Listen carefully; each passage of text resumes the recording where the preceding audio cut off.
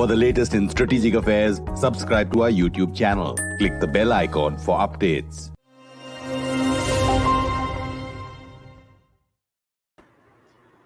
Hello and welcome to the Gist on Strat News Global.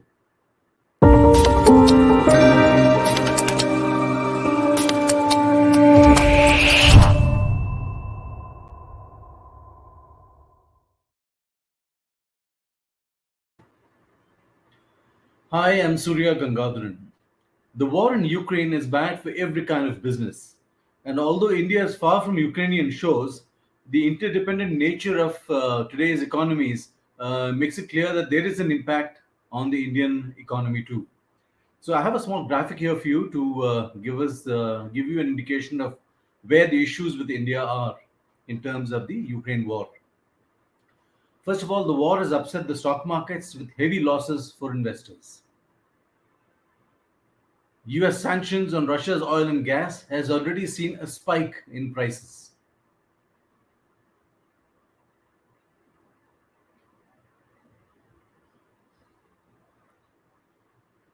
India imports around 90% of its edible oil from Russia and Ukraine, so supplies obviously could be hit. Export of Indian tea to Russia could go down, and supply of items ranging from potash to even diamond roughs could be hit. So let me come to my guest this evening, Rajat Kathuria, formerly of ICRIER, currently Professor of Economics at Shiv Nadar University, and he's somebody you've seen on this channel before. Welcome, Rajat. Glad to have you again. Thank you, Surya.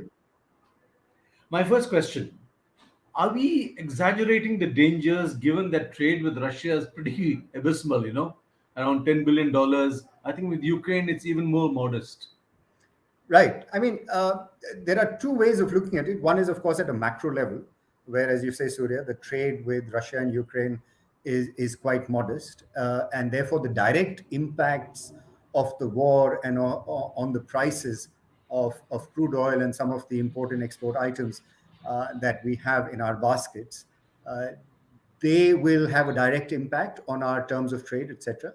On the other hand, the indirect impact will also be there as the Ukrainian crisis affects the global economy, which in turn then affects the Indian economy. And that could be through the route of muted global demand as well as through capital inflows. So you're right.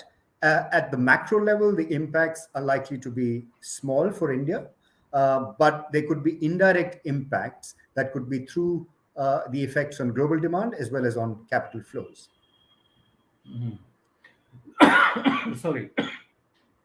I would like to bring the question to US sanctions. I don't think these are UN sanctions, these are US sanctions against Russia's oil and gas.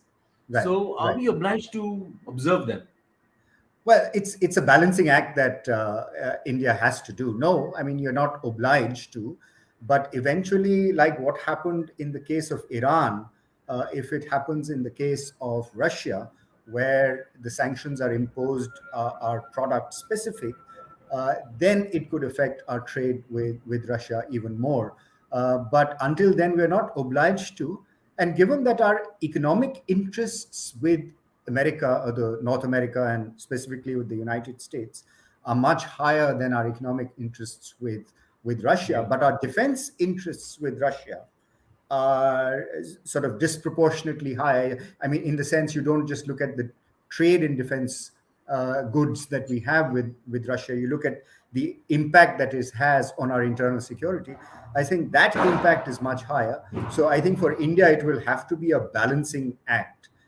For India, the best solution would be to continue to trade with Russia, even with the sanctions that have been imposed by the United States on the banking system of the rest of the world, joined in by the European Union as well. India should continue to trade in any manner that it can through barter or through the rupee-ruble trade. So that would be an opportunity for India to revive the rupee-ruble trade while sort of not sort of antagonizing the West, including the US, too much. That would be India's best option in this case. If pushed to a wall and if India is forced to choose, then the economic interests lie very much towards United States. But the US also needs India at this stage. So United States is also going to play a tightrope walk. It's not just going to impose these sanctions on India without thought. Rajat, you mentioned rupee ruble trade, even barter. This is what we did with the Soviets 30, 40 years ago. Are we Right. going back to that now? I mean, there's already rupee ruble trade that happens between India and Russia. Out of, let's say, 100 rupee trade that we have with them, or $100 trade that we have with them, I think a certain percentage of that trade still occurs in the rupee ruble route, and that could sort of increase much more. But under normal circumstances, you could say that that trade could increase, and therefore the sanctions on the SWIFT system, on the banking system that has been imposed, that would not affect the trading of these goods across, and perhaps services, but not so much, goods between India and Russia.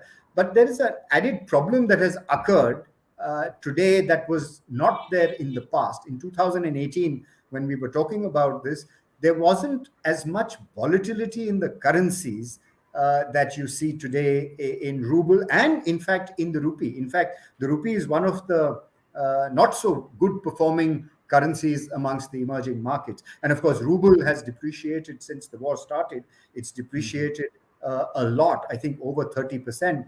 And in fact, the rupee has appreciated against the ruble because the rupee has depreciated slightly less to the dollar than the ruble has depreciated with respect to the dollar. So if you do that triangulation, basically what emerges is that the rupee has actually appreciated with respect to the ruble. But it's not so much the level of the currencies that are important, it's the volatility in the currencies. And today, it's extremely volatile. So while barter is an attractive route, or sorry, rupee ruble trade is an attractive route, I think both importers and exporters will be a little hesitant to get into this arrangement because of the volatility. You don't know the value of the ruble that you have in the international market or in the market. So given that volatility, I think I will tread with a little bit of caution. It's obviously the go-to thing to do given the sanctions that have been imposed and that you want to maintain your trade with Russia.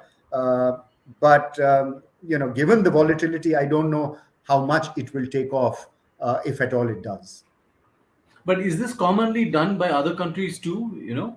Trading partially in national currencies? In local currencies, yes. I mean, it is done because you notice what happens when you have to mediate everything through a global currency. What happens is there are transactions costs that you have to incur while exchanging those currencies. So yes, countries that have a lot of trade amongst them, bilateral trade, that has to be intermediated through, let's say, a global currency, those countries agree on bilateral swap agreements so that they don't have to mediate it through the dollar. But given that the dollar has emerged as the global currency or the vehicle of global trade, a lot of transactions are mediated through the dollar. And in fact, one of the things that happened way back in 1991, if you recall, since we're sitting on a conflict today between Russia and Ukraine.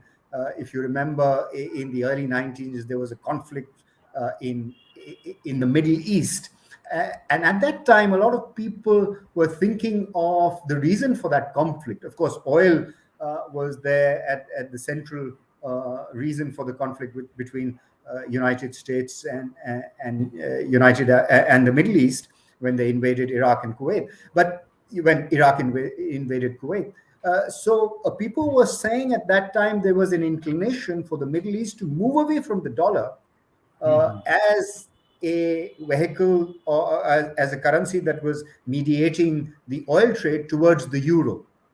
And that sort of, it wasn't the foundation of the conflict, but it could have added a reason for why the United States came down so heavily on Iraq and on Kuwait. What about something like oil, for instance? Can you barter or do some kind of barter thing on oil?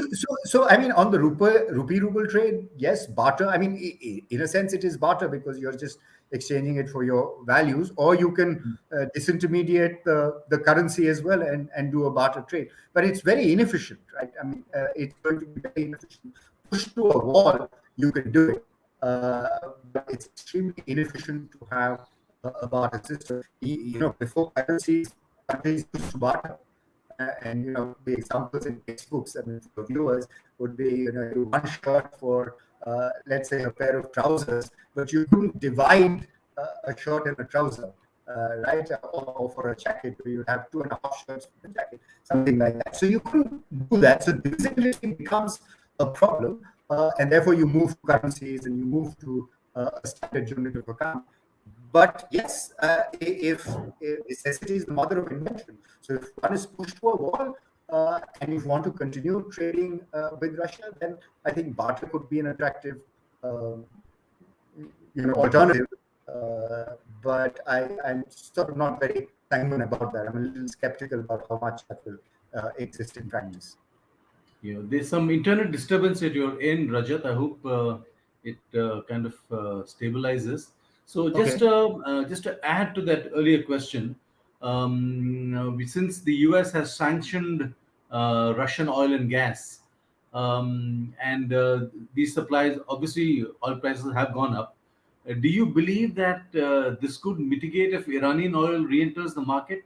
There's a lot of buzz going around about a deal between Iran and the West, on the nuclear deal, in which event you could see perhaps some of the sanctions on Iranian oil being relaxed. So, whenever there is a spike in prices of oil, it becomes an opportunity for India to look at alternatives. And it's maybe alternatives to oil itself, alternative sources of oil itself. And in this case, Iran could be an opportunity. But also, given that, I'm looking very long term here, given that oil, you want to move away from oil, you want to move away from fossil fuels, this then also provides an opportunity to look at alternative forms of fuel. It will take a long time for our energy transition to happen, but I think this is an opportunity to do that. You're absolutely right. If the sanctions on Russia become much more intense, given India's energy needs and given India's own oil reserves, which are not a lot, but there are oil reserves in India, they're not a lot, India will have to look at alternative destinations to source that oil. We have the Middle East. We, of course, have traditionally partnered with Iran before the sanctions on Iran. So I think Iran could be certainly an opportunity for India to import from. So would you say that the war in Ukraine, the economic impact is something which we have yet to see, or is the whole sentiment thing that is tied up with all this, people fearing the worst, because you have come through a pandemic? Is that what this is all about? Well, I mean, you're absolutely right. You're coming out of the pandemic. In fact, in India, the economy had already started to slow down before the pandemic hit India. It reached the shores of India in November of 2020. India's economy had begun to slide. In fact, we had reached a low point in the quarterly GDP growth. And then, of course, during the pandemic, we entered negative territory on the GDP after a very long time. And this last year, we reached 8% as a result, 8.6% as the corrected figures are showing, on the back of a base effect. Now, I think with the slowdown, with the pandemic, and now with this crisis, more than actually what's happening in economies, maybe they'll recover, maybe there'll be resilience, but people's expectation of what that is going to happen and people's behavior, that is going to sort of be a little muted. So their expectations will be sort of pessimistic rather than optimistic. If you look at what economists say about inflation expectations, given that oil prices are rising and there are inflation expectations building up in the economy, the expectations will be of higher inflation in the future. And therefore, the decisions about consumption, the decisions about investment will be guided by those inflationary expectations that they have. So I think the important thing to do at this stage for the government, for the Reserve Bank of India, is to try and cool down these growing inflationary expectations, not only price, but also the volatility in the rupee dollar rate. So these are things that government could use its policy instrument to try and control. For example, the volatility in the rupee could be controlled by selling more dollars in the market. The RBI has enough foreign exchange reserves, so it could try and do that. I'm not saying it should try and find a level, but it should try and find a way to curb the volatility, because volatility affects, just like uncertainty in policy affects trade much more than the actual levels. In this case, also, it's the volatility in the rupee that will affect trade much more than the level. So I think that's something that government of India should do. But yes, you're right. The expectations, the pessimism that is being built up will just become a little more intense in the economy as a result of this conflict that has occurred. Hopefully, the conflict will come to an end and people will have a short memory. But as of now, it does seem that our GDP for the year and our fiscal forecasts for the year will be a lot, will have to be moderated compared to what we had projected in February 1 this year. And and even if this war ends tomorrow, could this impact somehow on the Indian push for free trade agreements? Because we talked about interdependence and all that. That's right. Will the sentiment be to kind of pull back and hang on to what you have? So that sentiment, Surya, is already there in the global economy. I think the sort of crisis as a result of the pandemic and the growing protectionism that we've seen in the global economy, and India's own stance towards free trade deals, is to try and sort of domesticate value chains as much as possible, try and build resilience in the value chains as much as possible. So that sentiment has already been there. And I think this conflict will sort of increase that tendency, or maybe increase the intensity of that tendency a little bit. But I think the amount of, one has to guard against this concept of self-reliance. Made in India is Make in India is, of course, a different story. This self-reliance story we have to guard against. So I think, if I were to stick my neck out, I think that this, given that there is protectionist sentiment around the world, given that India has a particular stance towards global trade, I think this is an opportunity for India to actually look at alternative agreements, free trade, instead of sort of going away from free trade agreements. I think we should push towards more free trade agreements, look at alternative partners, because if you're going to lose Russia and Ukraine both as source of imports and a destination for exports, then it might be a good idea to look at alternative sources and destinations for those goods that you trade with Russia and Ukraine. So I'd actually say that we should get into more into trade agreements rather than less, given the overall sentiment that exists in India today. So we have a question from Dinesh Kumar, though. He's talking about business being weaponized. It's a rather longish, complicated question. So let me just read it out. Yes. You think the way business is being weaponized, even private companies in that role, will push countries towards indigestion? Well, Surya, what I understand of this question is, you remember the 5G and the Huawei story? Yeah.